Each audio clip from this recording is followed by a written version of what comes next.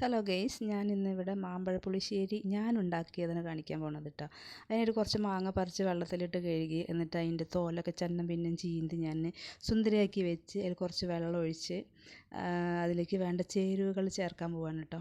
കണ്ടോ, അതിന് മഞ്ഞപ്പട്ടെടുത്ത് നിർത്തി വെച്ചിരിക്കുന്നത്. അപ്പോൾ കുറച്ച് മുളക് പൊടി ചെതറി അതിനെ കാണാനൊരു മാതിരിയൊക്കെ ആക്കി വെച്ചു. പിന്നെ ഞാൻ അതിലേക്ക് വേണ്ടത് കുറച്ച് മഞ്ഞൾപ്പൊടിയാണ്. മഞ്ഞൾപ്പൊടി എടുത്ത് വെതറി വെച്ചിട്ടുണ്ട്. എല്ലാവരും മനസ്സിൽ വിചാരിച്ച് ചെയ്യണം കേട്ടോ. കാരണം വെച്ചാൽ മുളകും പൊടി മഞ്ഞൾപ്പൊടിയൊക്കെ ഇടാൻ പോണത്. അതോടൊപ്പം തന്നെ കുറച്ച് ഉപ്പും കൂടി വെതറി, അത് പോരാവില്ല, കുറച്ചും കൂടി ഇട്ടിട്ടുണ്ട്.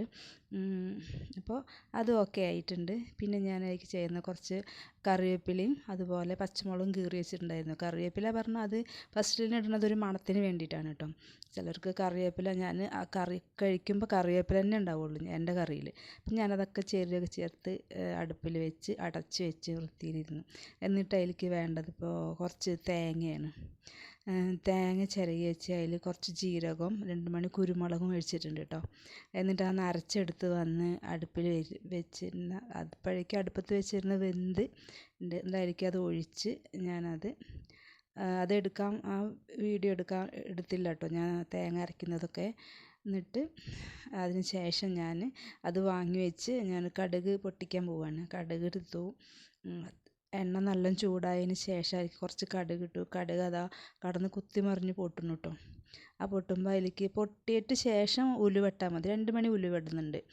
അപ്പോൾ ആ ഉലുവട്ടതിന് ശേഷമാണ് ഞാൻ പച്ചമുളക്, ഈ വാറ്റൽ മുളക് ഉണ്ടായിരുന്നില്ല. അപ്പോൾ ഞാൻ അവിടെ പച്ചമുളക് ഉണങ്ങിയതിരിപ്പുണ്ടായിരുന്നു, അതിനെ നുറുക്കി സൈഡിൽ വെച്ചിരിക്കുന്നുണ്ടല്ലേ.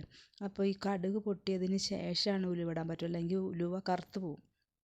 അപ്പോൾ അതിൻ്റെ മണം വരില്ല. അപ്പോൾ ഞാൻ വെച്ചിട്ട് ഉലുവ കടുക് നന്നായി നന്നായി പൊട്ടിയിട്ടുണ്ട്. അതിന് ശേഷം ഞാനതാ ആ ഒരു പച്ചമുളക് ഉണങ്ങിയതുണ്ട്, അതിനിടാൻ പോവാണ്.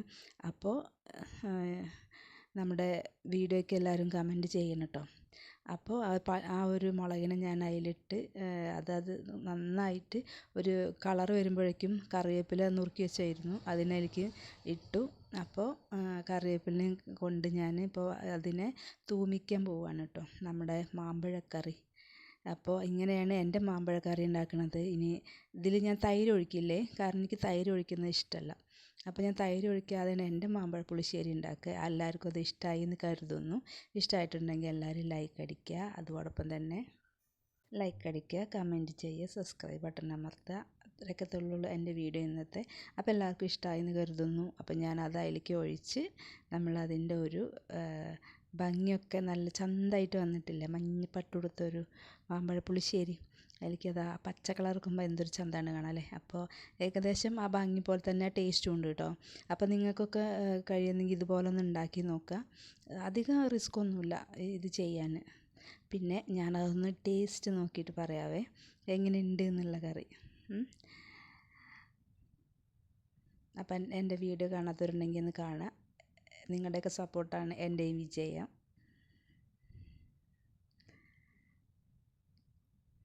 ഓക്കേ, ഇന്നത്തെ വീഡിയോ ഞാനിതാണ് ചെയ്തിരിക്കുന്നത്. ഞാൻ ആദ്യമായിട്ടാണ് വോയിസ് റെക്കോർഡിങ് ചെയ്യുന്നത്. അപ്പോൾ അതിൻ്റെ ഒരു ബുദ്ധിമുട്ടുണ്ട് കേട്ടോ. അപ്പോൾ നല്ല ചൂടുണ്ട് കയ്യിൽ. അപ്പോൾ എങ്ങനെയുണ്ട്? അടിപൊളിയാണ്. ഒന്ന് കഴിച്ച് നോക്കി നോക്ക്, സൂപ്പറാണ് കേട്ടോ. അപ്പോൾ നിങ്ങളൊന്ന് ട്രൈ ചെയ്ത് നോക്കുക എൻ്റെ വീഡിയോയ്ക്ക് എങ്ങനെയുണ്ട് നോക്കിയിട്ട്. Okay, thank you.